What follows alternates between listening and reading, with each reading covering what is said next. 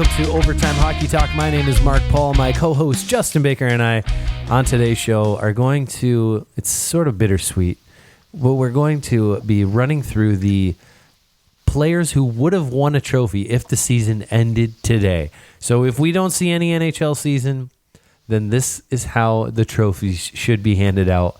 It would be the weirdest end to any season ever outside of the Spanish flu year where they canceled the playoffs. But that was 100 years ago. So, Justin, you're first off, still I'm still holding strong to the fact that the league will come back in sometime in July, August. That's I think a good timeline to expect. But yeah, with what are your thoughts? When do you think the league's going to come back? I do think the summertime definitely seems the more realistic, right? I think, we might end up seeing a shortened season next year as a result. I know the league has asked teams to basically give their home ice availability in August, so that's a little optimistic that I think the league is at least, assuming that we can come back and play. I think the league is thinking that we'll push it and go a little bit deeper into the summer months, which is, again, a very optimistic thing, and I think it'll be weird. I'm not sure if they'll have fans in the stands, if they'll just let players go back and play, but it'll be interesting the way they schedule everything, because you think during the summer, right? We have free agency, we have the trophies, the playoffs that usually go deep, and it'll be fun. I think, honestly, I think it's it's unfortunate, but I think it'll be exciting to see how this all unfolds. Yeah, I mean, there's a strong chance that this will never happen again for the rest of our lifetime. Maybe our people a lot younger than us, even like kids born right now, will probably never see this again. Right. So, kind of just enjoy this time where we'd usually be very busy watching a lot of hockey. Just enjoy whatever it is that's out there. Enjoy your house or your apartment, and the summertime, it'll be cool to have some hockey. That's usually the big downtime for it. So I agree, it'll be fun. All right, well, let's jump into some of these trophies. Of course, some of them are already determined, because the Art Ross Trophy is whoever has the most points, which would be Leon Draisaitl by a mile. He's got 13 more points than his counterpart Connor McDavid, 15 more than Pasternak and Artemi Panarin. So I think it's safe to say we're giving Draisaitl the Art Ross Trophy. That would be his first in his career. And then the Rocket Richard Trophy would go to David Pasternak and Alexander Ovechkin, both with 48.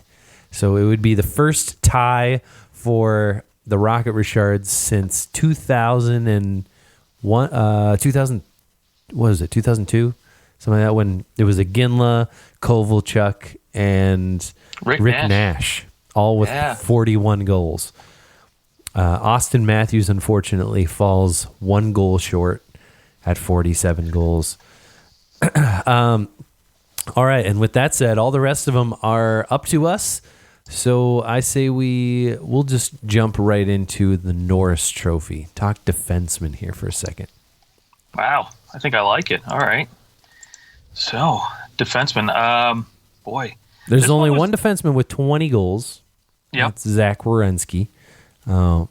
And then, of course, John Carlson leads the way with 75 points, Josi with 65 points, and then Hedman with 55. Some things to consider, not necessarily all. Yeah, I thought about this, and obviously John Carlson's the easy pick, right? You look at the way he came out and started the season just on fire. It seemed like he was putting up a point or two every single game, and obviously in this day and age for a defenseman, that's very rare. It's been a long time since we've had a run of multiple defensemen with a point per game average, but for me, I think I gotta give the nod to Roman Josi, and probably my biggest reason why I think the team in front of him, right? I mean, you look at the Nashville Predators; they don't have a lot of scoring up front. While they got the names and the ability to score goals, they just haven't really done it. And whether that's going through the coaching change. John Hines' new system, I'm not really sure, maybe what's keeping them from putting up a ton of goals as a forward group. But, Josi's still getting it done on the back end. He looks, as young and as quick as ever, and he's still, at 65 points in 69 games, that's pretty dang good in this day and age for a defenseman. Yes, it is. I think the reason why I'm giving it to John Carlson is just the fact that not only is he putting up these impressive numbers, he was scoring goals at a much higher rate earlier in the year. He had like 12 or 13 goals in the first 20 games. Since then, his goal scoring has really slowed down. He has 15 goals on the year, which is still nothing to shrug at. Just how quickly he scored those goals, and then hasn't put those goals up again. It kind of shows maybe a little bit of some puck luck that was going his way. But 75 points in 69 games, and I think if the season had continued, we would see a defenseman with 80 points, which definitely that doesn't happen very often. And outside of like Erik Karlsson, Brent Burns, to be able to hang your cap on a post next to those guys, an 80-point season for a defenseman is fantastic. And I think that John Carlson maybe has this bad rap of like he's played on such a good team. He's put up points. He was kind of known as the like offensive defenseman. But he's really come into his own, especially since winning the Stanley Cup and getting that new contract. I think that he's risen to a new level of defensive play as well as putting up these big points. And so I do think John Carlson gets his Norris Trophy here for me this year. All right. Yeah, can't argue with that pick. I think one of the stats that sticks out to me for Carlson that I really love looking at is game-winning goals. And he's got 6 of them, which is most among defensemen. And for a guy like, Werenski, who's got 20 goals, not at the top of that list, and you look below him, Roman Josi, whom I think is the Norris favorite in my opinion, but he only has 1. So maybe that's something to look at. Hey, not a bad thought. Sometimes those can be deceiving. If you score the second goal of a 5-1 win, you get the game-winning goal. Right. But I wish that there was a stat for, I'm sure that there is, but like a more prominent stat where it says, that their goal broke the tie that won the game in the third period. Like third period tie-breaking goals. Those would be, or third period tying goals. Like those goals are the ones that make you go, okay, that was a clutch goal. You were tied in the third and you took the lead, or you were losing in the third and you tied up the game. As opposed to, in the first period, he scored the first goal in a 6-0 win. So he's got a game-winning goal, and he's clutch. Maybe not the same thing. I'm surprised, too, with all the advanced statistics we have, that there's not really that kind of information out there. It seems like something pretty easy to track. Yeah, I'm sure that it exists. It's just, it's finding the right place to get the right stat. That's what is frustrating about the NHL statistics, is that the stats exist somewhere, but you have to go to 7 different websites to get those stats, and sometimes that's just annoying. Okay, let's go to your goaltending position. You're our expert goaltender, so let's get who is in your top 3 for your goaltenders heading up for the Vezina. And then who ultimately takes it? You give your top 3, I'll give my top 3, and then we'll... Okay, my top 3, Tuukka Rask, Connor Hellebuyck, and then, of course, Ben Bishop, who, to me, fell a little short last year, and I think ultimately, again, this year, falls a little short. I won't reveal my winner. I know it's one of the other 2, but I want to hear your top 3 first. Yeah, it's hard not to have Tuukka Rask in there. Ironically... do you know who's second in the league in goals against average is actually Jake Allen? Oh, nice. He's not winning any trophies for me. No. My Tuukka Rask is my number 1. I actually have Vasilevsky as my number 2. Okay. And then I also have Jordan Binnington as my number 3. Ooh, okay. Going off board a little bit, but I do think that the way that those teams have played, like the way that the Tampa Bay Lightning have roared back and have put themselves into a home ice advantage for the playoffs, at least in the first round, I don't think we can undersell what Vasilevsky has meant, even when they were struggling versus now that they're dominating. I think that like there's a direct a direct connection to how Vasilevsky plays. I think he's more important than some people believe for this Tampa Bay team. He's also played a ton of games, played 52 games. I think that the only player to play more than that is Carey Price, who's played 58. So that's also impressive. As well, Jordan Binnington's the fourth most games. He's played 50 games, but 130 of them, lost 13 of them. So Binnington just kind of been consistent all year. I mean, he has been almost as good as he was last year. It just hasn't mattered because he wasn't in last place coming into first. He's just been in first place all year long. All year, yeah. Well, I can't argue with that, Tuukka Rask. I mean, if you look at goaltenders played above 40 games or more, he leads all of them in save percentage, and I think there's a good reason why he's been at the top of his game. But unfortunately for me, I have to give the nod to Connor Hellebuyck. I think this is his year, mostly because you look at the team in front of him, right? I think Winnipeg has kind of struggled all year to maintain a playoff spot. We know what Boston is. They're obviously at the top of the East for a good reason. They have great players up front, great players on the back end, good systems. But, Hellebuyck has sort of carried this team for most nights. This is why he has the most shutouts. He's second in terms of save percentage for games played above 40. And for me, he's the guy right now that's meant more to his team than I think Tuukka Rask has to his. That's possible. Yes, I'm not going to say that you're wrong in that sense, but I think that Tuukka Rask has just had the better season. I mean, the guy's lost 8 times in regulation, and his statistics speak for themselves. And his team in front of him, very good.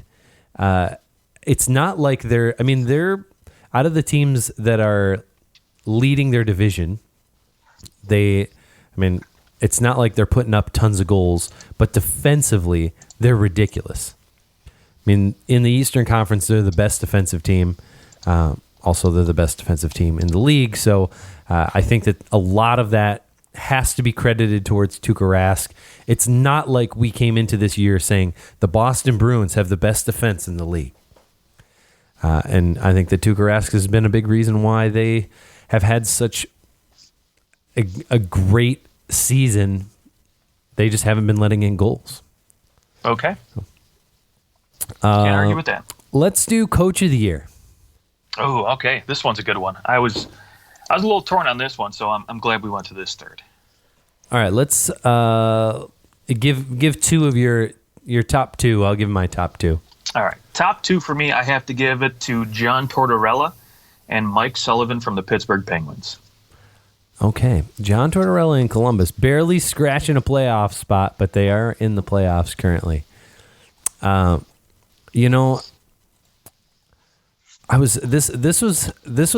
This is always one of the ones where you're like, okay, obviously you've got the team who maybe that we didn't expect them to be good, and they've come out of nowhere and they're really good. That team tends to get a nod. I am actually leaning towards John Cooper for the Tampa Bay Lightning. I can just really appreciate the kind of turnaround that they've had. They not quite the St. Louis style that we saw the year before, but a team that we had a lot of expectations for. They were outside the playoff picture, and they have come roaring back. So I think that he's definitely one that deserves the nod, has had to figure things out. And then an old school, new school head coach, a guy who I don't know if he's won one of these before, but as definitely he has. In 2006, 2007, he won one with the Vancouver Canucks, and that is Alain Vigneault for the Philadelphia Flyers. I don't think anyone expected the Philadelphia Flyers to be where they are. I don't think that we wrote them off for the playoffs, but the Flyers have been fantastic, and I think that you can point to the coaching in terms of the way that this team has kind of changed their way of playing. They've been much better defensively. They've only lost 6 games at home this year in regulation, which is nothing to balk at. So Alain Vigneault gets my second pick. So who's your ultimate winner? Ultimate winner, I think for me, Mike Sullivan of the Pittsburgh Penguins. I think what he's done with that team, given the amount of injuries they've had this season. I mean, you look at it, they've had Evgeny Malkin out for stretches, Sidney Crosby out for stretches. You know, they've had to deal with, you know, I don't want to call it a controversy, but a goaltending shuffle where, you know, Tristan Jarry was the starter for a while. Now it's, you know, back to Murray. And, you know, you look at this team, they literally have only had 2 guys play an entire season, a full schedule. And outside of that, everybody else is sitting at 55, 60 games, and they've missed a big chunk of time, but yet they've still managed to sit in the top 3 all season long. That's true. I'm going to give the nod to Mike Babcock. No, Ouch. I'm going to go Alain Vigneault. I think that his first year as head coach, that's a year you win this trophy. When you're in your first year, because you probably won't get fired next year. If Mike Sullivan wins the Coach of the Year this year, he'll probably get fired next year. It's just how it goes. Okay, I guess we'll stick with the executives here, and we'll go GM of the Year. Oh, okay. I like this. Boy. This one is a little tougher. Obviously, I think, you know, we can look at the trade deadline and we can look at the offseason last year. But I think for me, boy, I think I gotta go. Boy, I'm torn on this one. I think I gotta probably stick in the Philadelphia Flyers franchise here and give it to Chuck Fletcher. I think I like what he did at the deadline. He didn't go out and get too crazy. He brought in some nice depth guys like Nate Thompson. And, you know, I think with the struggles this team has had, you know, bringing in Alain Vigneault in the offseason was just a great move in my opinion. And, you know, granted, Ron Hextall, the face of the franchise, moving on. And, you know, you're basically retooling a franchise that has been, you know, I don't want to say below par for so long. And you make a couple little quick moves on, you know, with the head coach and don't change out much up front, and it paid off very, very well for this team. Yeah. I was considering Kelly McCrimmon for the Vegas Golden Knights, just the way that I think that firing their head coach, firing Gerard Gallant was a ballsy move, and it's worked. Bringing in Pete DeBoer, it has worked somehow. This team's turned things around. I don't maybe think ultimately it's enough to win GM of the Year, but they definitely did what they needed to do. They go and they bring in a goaltender at the deadline in Robin Lehner. Like I think that move could ultimately pay out in big ways as well. But I like the gutsiness of a general manager that says we're struggling. We have this coach who took us to the finals, but it's not working anymore. And to be able to read that, he's been with the organization before he was the GM. He was just promoted, and as George McPhee took a promotion himself. So I think he could. And then as well, I think that, oh my gosh, I didn't write it down, but I had somebody else, and now it's gone. See ya. It's out of there. Yeah. Yep. If it comes back to me, I'll let you know. But all right. Joe Sakic is my other one. Okay. I think his moves in the offseason, moving Tyson Barrie, bringing in Nazem Kadri, just the draft picks that he's made. Like, I think the temptation is to look at this exact year and go, all right, what did he do? You know, what did he do in the offseason? But drafting Cale Makar was a genius, clearly. Cale Makar is going to turn out to be one of the best defensemen in the National Hockey League. Like, I think there's going to be some years he's up for a Norris Trophy, and Joe Sakic has been maybe tested and doubted along the way, but when all is said and done, you look back and you go, holy crap, he knew more than we did. Yeah, I mean, there's a reason he's got this job and you and I are doing a podcast. I mean, God. The guy, you look at pretty much one of the worst seasons ever in, post-lockout history. And, history. In history. Yeah, in history in general, right? And still remains patient, says, okay, you know what, we're gonna get through this. We've got the right pieces in place. Has the balls to, you talk about firing coaches, has the balls to basically fire a franchise icon in Patrick Waugh a couple years back and says, we're going to move on. We're going to bring in a guy from the minor leagues, from the Lake Erie Monsters, who nobody had heard of, and says, this is my guy. This is what we're doing now. And again, just sticks with him through thick and thin, and it's paying off big time. Yeah, absolutely. All right, Joe Sakic. I guess we're going Joe Sakic, GM of the year. Okay. Calder Trophy, Rookie of the Year. Yeah, this one will be interesting. Obviously, I think there's a couple names right now. You talk about Cale Makar and Quinn Hughes right now. I think those guys might be the front runners, and it's funny to me because you look at before the season started, right? We had heard about Quinn Hughes and Cale Makar. We thought those guys would contend, maybe be in the at least the top 10 in terms of rookie scoring, but we never figured these guys would be leading the charge, right? Right.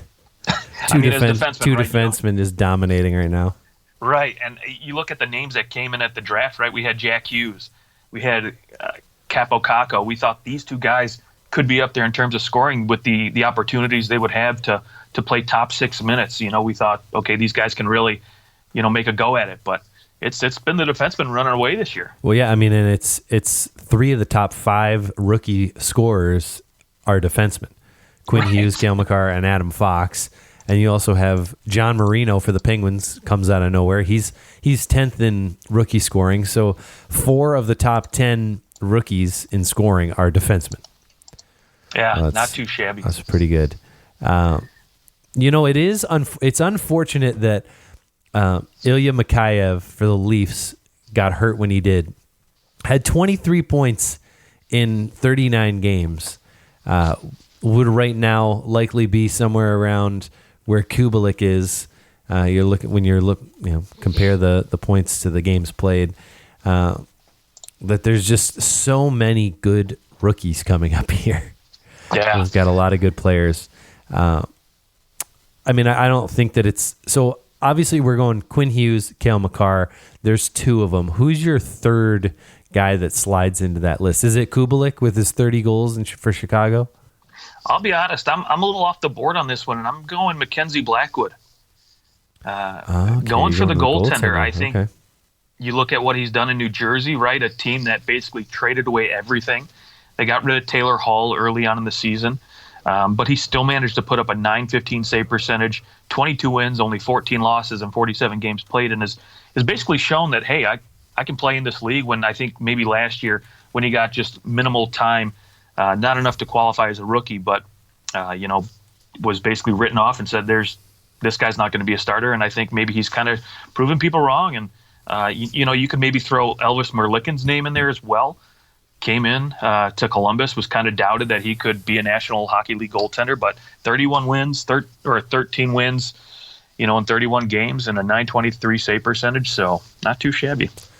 Yeah, I mean, the last time a rookie scored this many goals in a season, to me, the reason why I'm going to give this to Kubalik, 2016-17, you had Laine and Austin Matthews go off. Who are both guys who are supposed to come in and rip the league up, franchise type players. Whereas Kubalik, kind of this, I think, of course, a lesser known talent in terms of, like, at the beginning of the year, we weren't like, oh, Kubalik's probably going to win Rookie of the Year. Granted, 24 years old, he's got some more seasoning. He was taken in the 7th round, 191st overall by the LA Kings in 2013.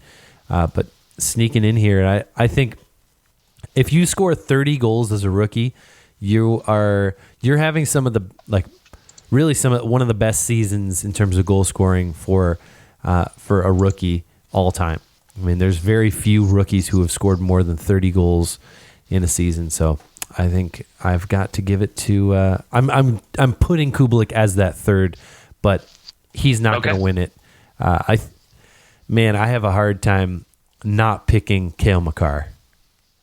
Okay. Now, I think I would probably go with Quinn Hughes, but I'm interested to hear the argument. Well, so Cale Makar, he got hurt, right? So he's played 11 less games and really has the same amount of points. So if we throw in those extra 11 games, he's probably in it. He might have more like 60 points. So there is that. I also like Quinn Hughes. I understand on the one hand, he doesn't have as much talent around him. He's being relied upon maybe a little bit more. At the same time, there's something to be said about being able to come into a finely tuned machine and do what he's doing. Like, he has become the best defenseman on this team very quickly. He's now relied upon by a very good team to be the best defenseman on this team. And I think when you see guys like a Nathan MacKinnon, a Rantanen, guys that are working so well with that are, you know, some of the top players in the league working so well with Cale Makar, that I think what it's going to show is that through the next maybe like 4 or 5 years, as this team sticks together, they're only going to get better. Whereas Quinn Hughes, it's a different scenario where, you know, he's got a couple good players around him, but there still is a lot of work to be done. And so I think because he's relied more heavily on, there's less pressure, I think, where he's at. Whereas Cale Makar has to be great, because Colorado is like, they should win the cup. Like, I think it's cup or bust this year. Whereas Quinn Hughes, It's like, hey, if we make the playoffs, that'd be cool. Yeah, I don't argue with you at all when you take a look at in terms of pressure, right? I mean, obviously, Cale Makar, like you said, comes into a team that's starting to get on the up and up. They're starting to roll, and they've already got their systems in place. But I look at Quinn Hughes, in my opinion, a guy who basically came in and changed the dynamic of this team, right? He allowed this team to be more aggressive on the power play, to be a faster team up front and not have to worry. I don't want to say not play defense, but they could take more chances now because a guy like Quinn Hughes is back there and he's able to get the puck up going, get the play going faster. Whereas before, it was Edler and that was it.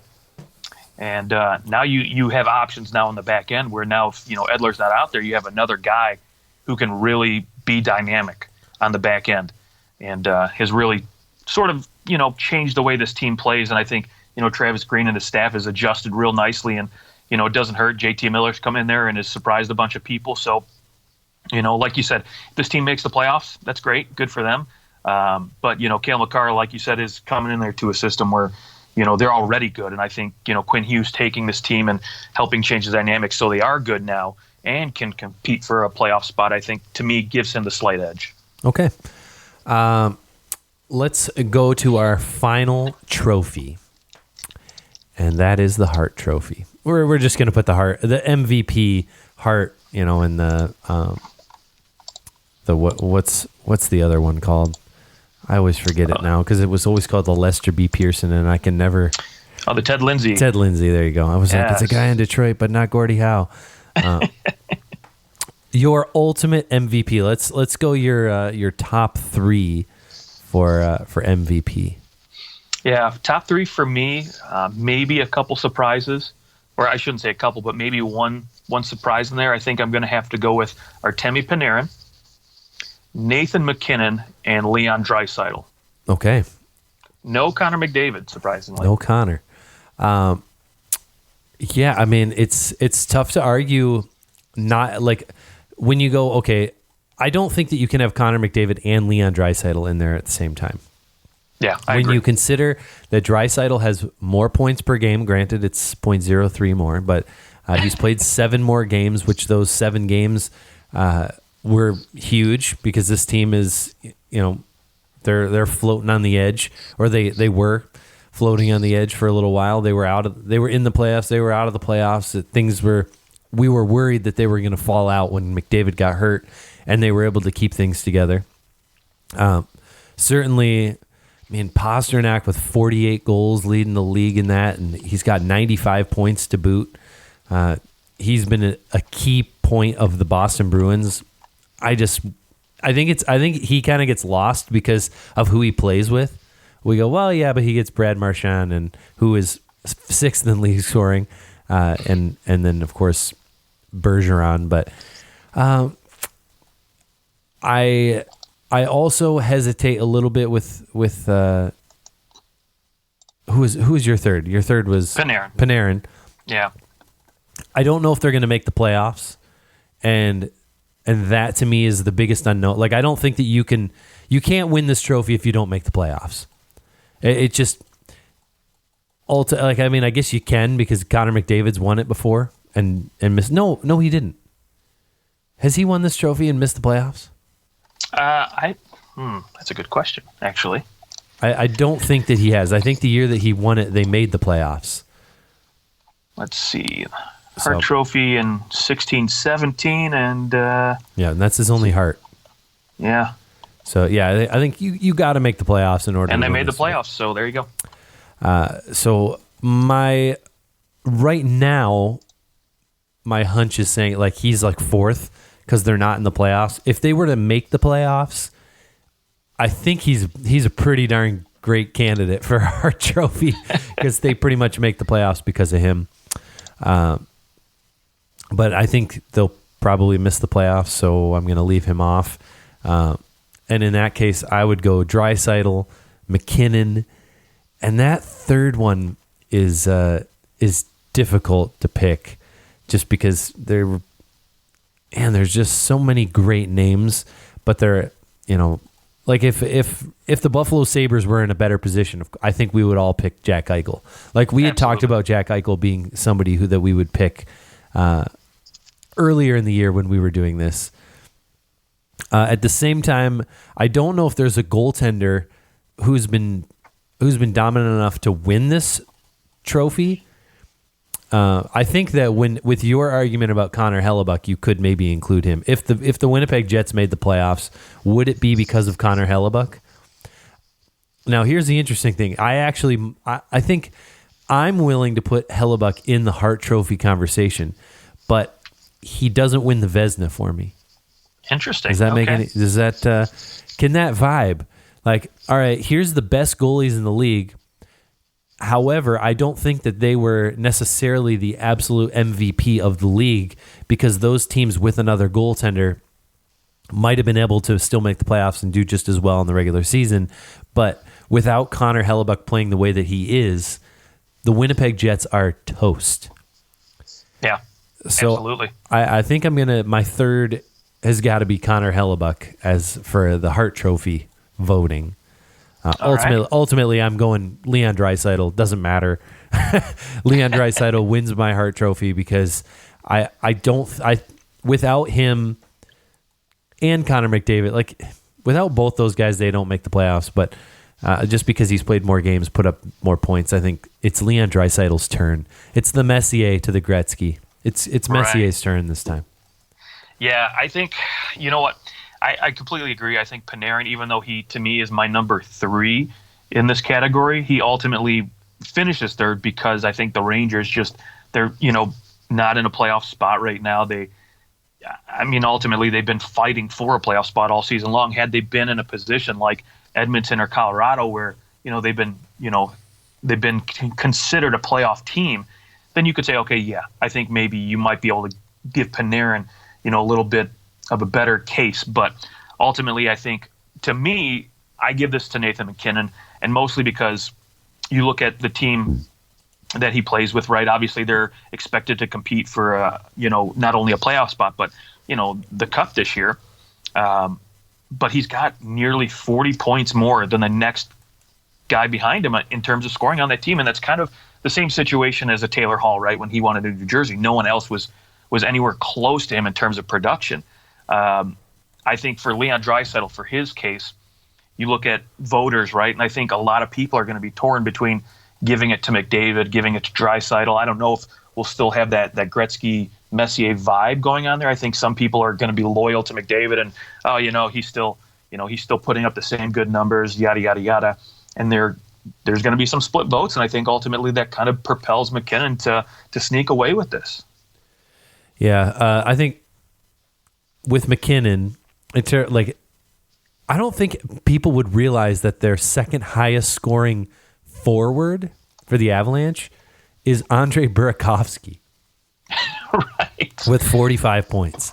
Like, in terms of forwards, McKinnon almost has 50 more points than the next forward. It's crazy. And the next highest scoring center is Nazem Kadri. He has 57 more points than Nazem Kadri. Yeah. I mean, granted, had a lot of these guys stayed healthy for most of the year, like Kadri and Rantanen and Landeskog, maybe we might have, a different tune here, but the numbers are what they are. Yeah, I mean, yes, they've been hurt by injuries. They still score. They score a lot of goals, but it's just, McKinnon is the guy who creates most of them. I mean, he's at this point he's created, about 60 or 30% of their goals, a little more than that. So, pretty intense, almost 40% actually. So, pretty crazy what he's been able to do. Well, with that said, are there any other trophies? Do we want to do the Marc Messier Leadership Trophy of the Year? No, I mean, we could. I mean, we could maybe touch the Selke, right? Best defensive forward. Oh, yes. How could I forget about the Selke? Yeah. That's my fault. No, it's fine. The Selke is the most the Selke. It's the Bergeron Award right now. I mean, right? I don't think he gets it this year, though. No, I agree with you. Actually, boy, you know what? He's put up some good numbers, right? To me, honestly, I kind of want to give this to Sean Couturier, in my opinion. Okay.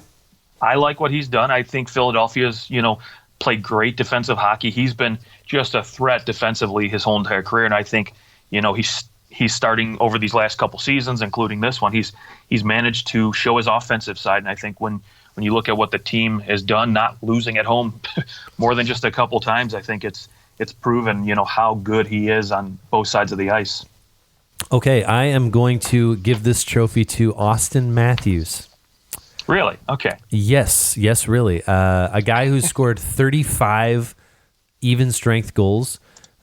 So, guys that score a ton of power play goals, that's where the vast majority of your production's coming from. That's not a defensive part of the game. When you're scoring on even strength and the majority of your points are on even strength, it means that you're doing something right in order to get that puck. And then as well, I think being a center and especially, I think Babcock prepared him well. I think he taught him how to be defensive, and then everyone stopped playing for Babcock because they hated him. Sheldon Keefe comes in, and all the things that Babcock had taught Matthews in terms of the way to play as a good two-way center, they started to show.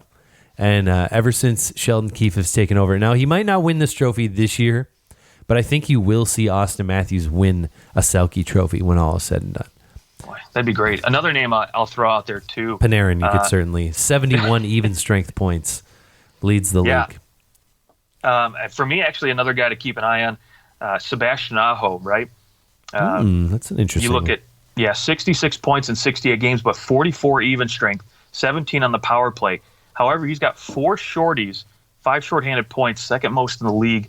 This is a guy that, like all the other candidates, plays 20 minutes a night, and he's been fine-tuning his defensive game. I think in a few years we might, hear his name for, that trophy at some point.